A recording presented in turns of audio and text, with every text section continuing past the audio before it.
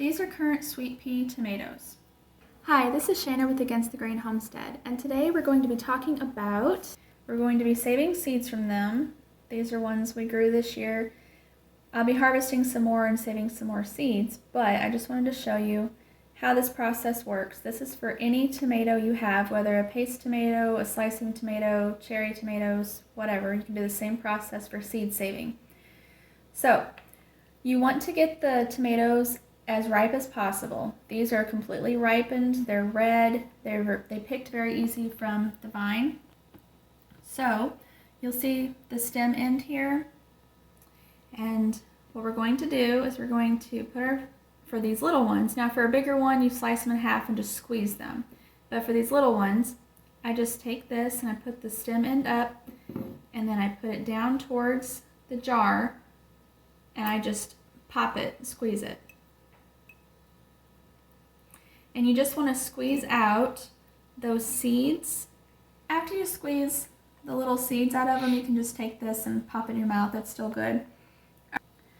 Okay, so how fermentation of tomato seeds work is the process that I just did where I squeezed the little currant sweet pea tomatoes. You can do the same process for slicing tomatoes or paste tomatoes. You just want your tomatoes to be red and ripe. Now for a bigger tomato, you can actually take a knife and slice them and just squeeze them into the jar, pulp and seeds and all, okay? But on these little ones, it's just easier for me to pinch them.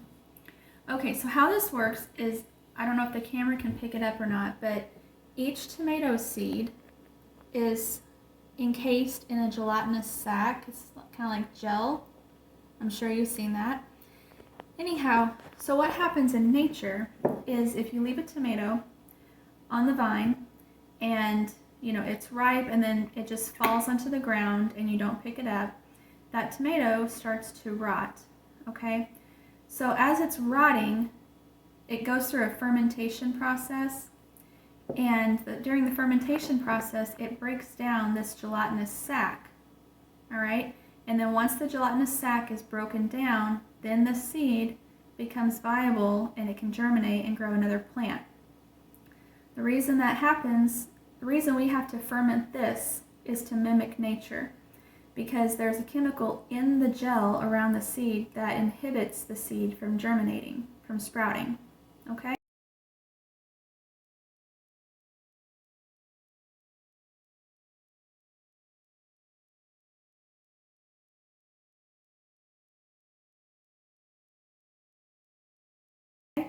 So, doing this on our terms, we have to mimic nature, so we have to ferment these. So we just squeeze them out, put them in a jar, cover it with some water, and I put a lid on it, tight one. Just gonna shake it up. Then I will let this sit on the counter. I'll actually leave the lid off of it, but I will let it sit on the counter. And in about 1 to 3 days, it'll start fermenting. So if you've ever made sauerkraut or anything, it's gonna be fermenting. So, but we just leave it alone, okay?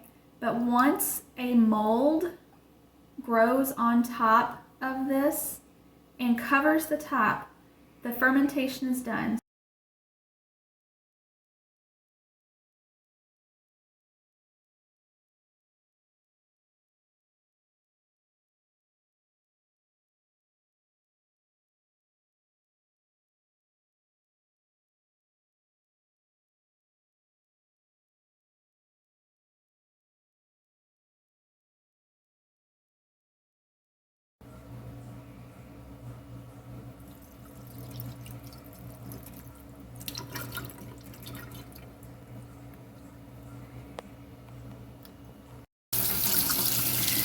I've just been taking my hand and rubbing these tomato seeds against this mesh strainer and rinsing them off. Okay, so I rinsed the seeds and I put them back in this jar with some water. Any non-viable seeds will float to the top. So I went ahead and I poured off the surface water.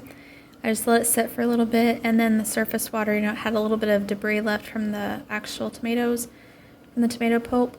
So I went ahead and just poured it off and these have been rinsed a couple times, so now I'm going to pour them onto this coffee filter. And I have the coffee filter on an elevated rack, that way air can circulate around it. And the reason I chose a coffee filter instead of a plate or a solid thing is I want the seeds to dry out completely, whereas if they're on a plate, or something solid, they're going to still have a little bit of moisture on the bottom, so we want these seeds to be completely dry. Okay, so I got these spread out as much as I can for right now since they're still pretty wet. It's almost 9 o'clock at night. So in the morning, I will come back to these and I will move these around with my finger again, and just to keep them individual and separated so they can completely air dry. And probably after about a week, maybe 2, we'll see, but they just need good airflow. Maybe after about a week, they will be completely dry and we will store them to plant for next year. So this coffee filter here, it will dry. Let me see if I can show you a close-up. Some of these. Okay, but you can see during the fermentation, the gel sac is no longer on it. So these will turn white, or almost white. Let's see. Sorry, my hands are stained. I was in the garden today. They're clean. My hands, they're just stained. Okay. But these will turn almost white, and they'll have like little tiny hairs around the outside of them whenever they're completely dry.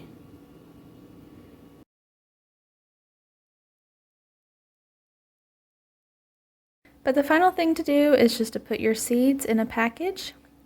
This is just a little piece of paper that I folded and taped the sides of it, and then I will tape the lid closed. And you want to label and date it and store them in a cool, dry, dark place, and they are ready for next year. I showed you how to ferment tomato seeds. Here's another way you can do it. You can actually take the tomato that is fresh and very ripe. So this one is very, very ripe. So on this one, you can take this and slice it up just like I have it, and you can see it has some tomato seeds in it. And you can just take them and lay them in some dirt like this, because in nature, this is what would happen. As the tomato would ripen and fall off the plant, it would just fall directly onto the ground. And that's why you kind of have your volunteer tomato plants. Okay, and those two didn't have any seeds in them. Alright, so right here, this is another way you can do it. But this is essentially just exactly what it would do in nature. So you just lay these, slice them up and lay them out like this on this dirt and just let it sit outside. I'm not going to be taking mine in my house because they will attract fruit flies. So I'll just be leaving them outside on the patio that's covered, and they'll naturally ferment and break down, and then in the spring they will kind of sprout little green sprouts, and then you'll have maybe 30 or so little tomato plants, and you can just separate them and plant them at that time.